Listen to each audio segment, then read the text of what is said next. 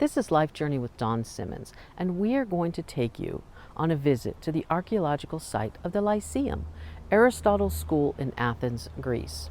In this visit, we are going to discuss how Aristotle impacted the world, how his impact changed Christianity, and how it challenges Christian beliefs today. Welcome to the Lyceum. This is Aristotle's academy in Athens.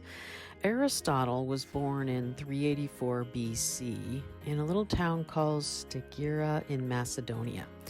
He was sent to Athens to study in Plato's academy. So Aristotle studied from Plato, Plato studied under Socrates. Now Aristotle remained in Athens under Plato until Plato's death in 347 BC. Then he left for Assos in Asia Minor. He continued his philosophical activities and began to expand research into marine biology. He was there for about 3 years until he had to flee Assos for Lesbos due to political conflict. So let's talk a little bit about what Aristotle worked on in his lifetime, what his life work he's known for. He is known for work on logic, metaphysics, and philosophy. He worked a lot on ethics and moral behavior, political theory, aesthetics, and rhetoric. He also worked in non-philosophical fields. So he studied empirical biology. He liked astronomy. He detailed plant and animal observation and description. He actually created the system of animal classification that is used today, or at least the origins of it came from his work. His theories have provided illumination, sparked debate, stirred resistance, and stimulated people to read and grow. So his work is timeless. Now, the current sciences have all debunked a lot of his theories. I mean, there really is no theories that he created that we still use, but the processes, that's the important part that came out of what Aristotle's work did. Those are still studied and evaluated today, just as it was in his own lifetime. So much of his written work no longer exists. Only 33 pieces have survived. The work that he did still carried forward. So one of the things that he did after he had to flee Assos and he went to Lesbos, he was asked by Philip of Macedon to return up to Macedonia. And that was in about 343 BC, because he wanted him to teach his son Alexander, who became Alexander the Great. So he stayed there, and then he returned to Athens in 355, which is when he set up this academy that you're looking at right now.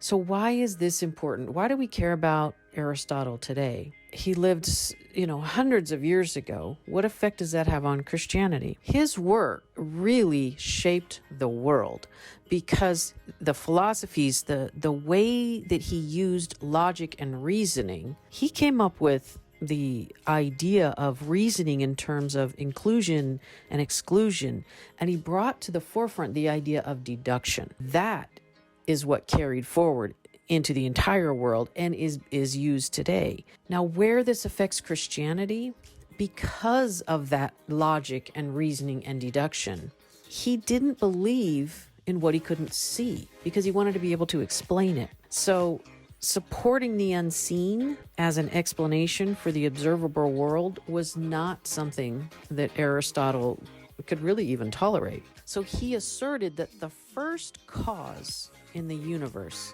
is the prime mover, meaning the origin of the world. The first cause is the prime mover, that which moves all else but is itself unmoved, which is God. The existence of the prime mover could be proven theoretically only because there had to be some life force in existence at some point in order for all of the other pieces to then fall into place. So the origin, the prime mover, that's what we would refer to as God. So he said this would have to exist for everything else to fall into place. He essentially then said from that point forward, there had to be a logic, a reasoning, an explanation you could deduce as to why anything else happened. Problem with this is that this reasoning was then later adopted by Jewish Christian and Muslim theologians and contributed to the religion's concept of God. So if you go back to the roots of Judaism and you go back to the roots of Christianity, we have a God. The entire Holy Bible is based on a relationship with an unseen God. At times, we're talking the Old Testament, God manifested himself, but he still is an unseen God. Even Moses could not see God's face and live. Only God's back. That's all he ever got to see. So Jesus was visible. Now we're in the New Testament, but the outcome of his ministry involved miracles and a knowing and a faith aspect to being saved that you could not see. This was a turning point in religion or how people viewed or sensed or thought of God. And this is what, as Paul is going through a lot of the area that is speaking to the Gentiles, Greek world, even in Rome, dealing with people there, this is what he's up against, is this concept of where he came from, being a Pharisee and believing in the Torah, believing in the word that God gave them. This was not something that the Gentiles he was speaking to, or even some of the Jews, as he would go into a synagogue as he entered a new town, readily would accept, because this is not the way of the thinking anymore in the world. If we look at today in our modern world, it's filled with peoples, and Christians are included in this, who won't, can't, or don't believe what they can't see and logically explain. So they'll dismiss a miracle if it occurs directly in front of them because it defies logic. And in this way, this is the impact that Aristotle and his, albeit forward thinking, and have influenced and helped the world in a positive way, in this case have also served to rob God and rob ourselves of all that Jesus is able to provide for us.